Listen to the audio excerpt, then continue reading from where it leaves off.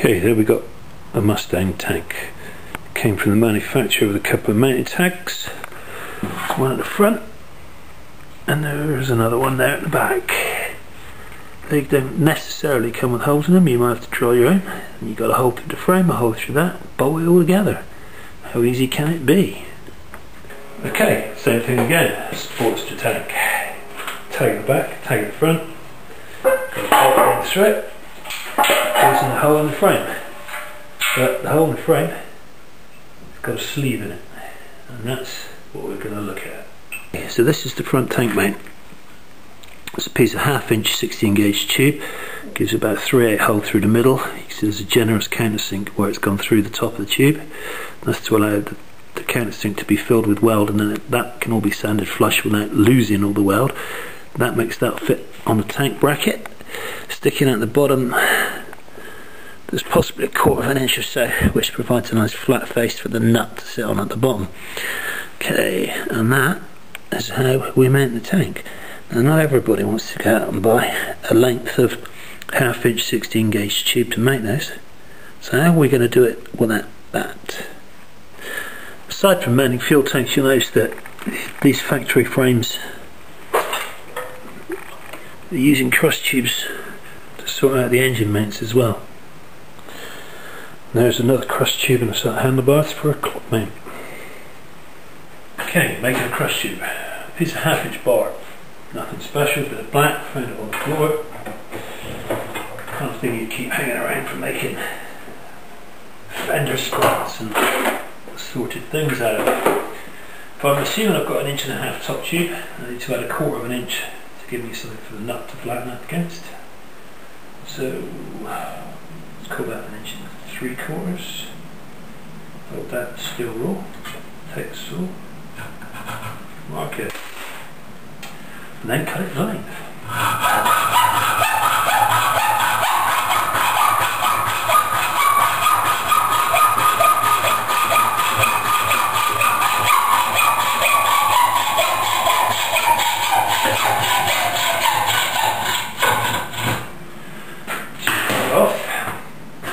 You want to check that the ends are fairly square, so that's what the T-square does. There you have it, the basis of one cross tube.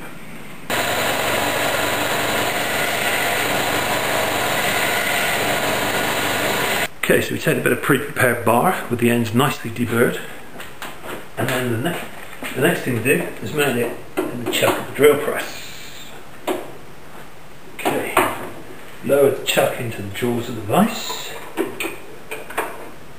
square the vise up onto the piece of bar, tighten that up, and then clamp the vise to the bed of the drill press.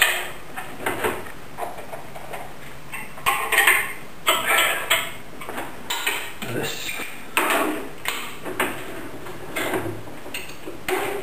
so what we've got now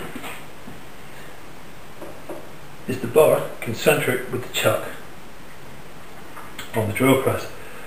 So what we need now is one of these babies, which is a center drill. By sticking that into the chuck.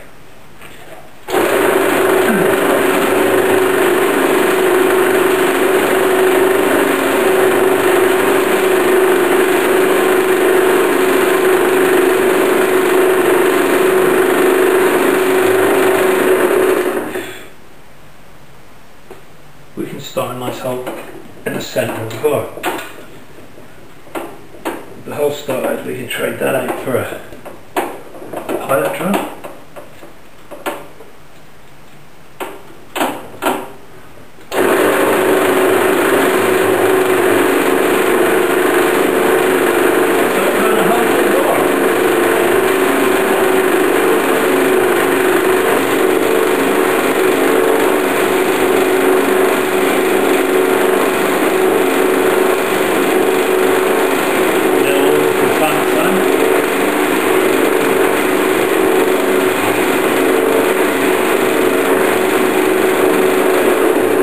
Okay, once the drill's flutes are buried in the hole, we can't clear the screw off and it tends to break the drill off.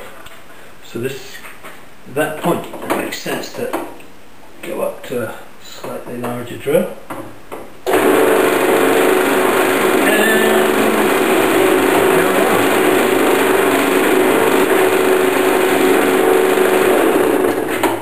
Okay, that's bored through. So we take that one out, pop an 8.5 in there. It's important when you set it up to make sure you do have enough room to get the size drill you plan using at the end into the chuck.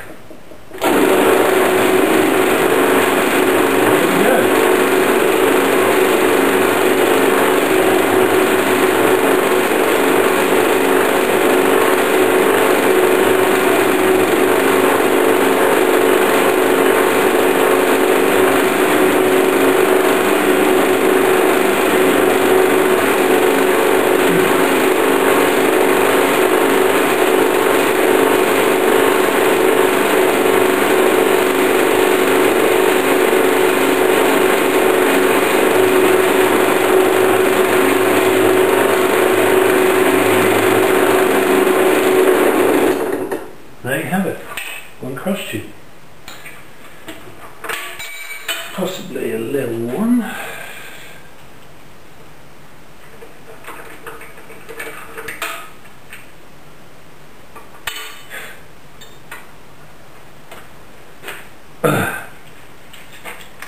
Yeah, let's put a rack to that with because it's not a.